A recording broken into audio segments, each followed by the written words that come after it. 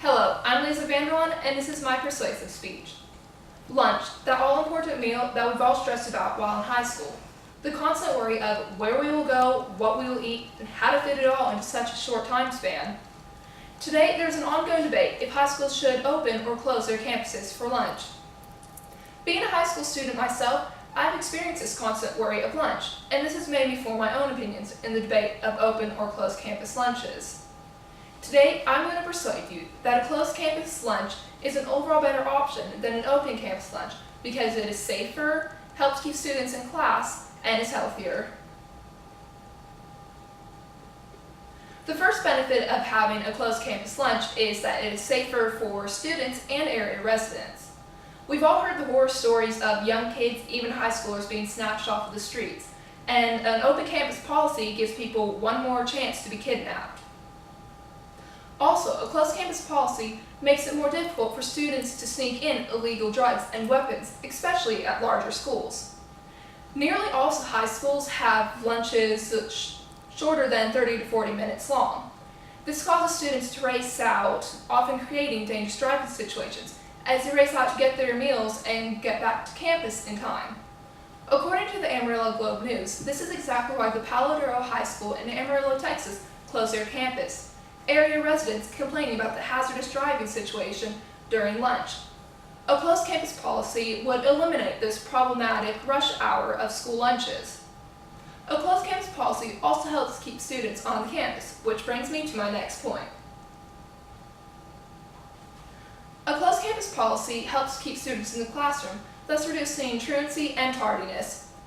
There has been no actual research done to see if a closed campus policy results in an increased class attendance, but many high schools have reported that there are more students in class. Many students will be tardy for the class after lunch because of the very short lunch period. I know at my high school from personal experience that many kids just skip the class after the lunch because they had no time to eat. Another problem is kids who just go home during lunch.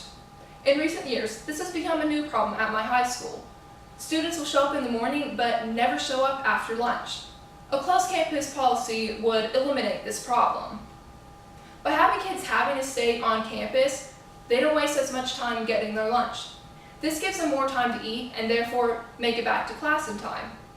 School lunches also tend to be a healthier option than many of the other things that kids can get outside of school. School lunches tend to be a much healthier option than what many kids can get outside of school for lunch.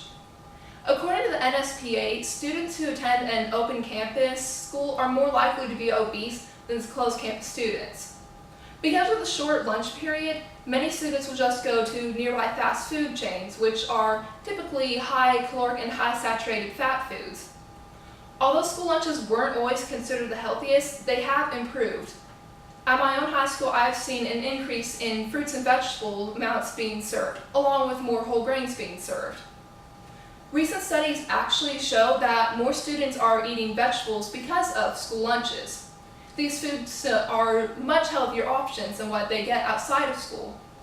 I know in my own school that these meals are sometimes the only healthy meals that students may consume, or any meal at all. Over the years, I have experienced both open and closed policy lunches. While many people may argue for the open campus policy, I've seen the greater benefits of the closed campus policy: a safer environment, more students in class, and healthier meals.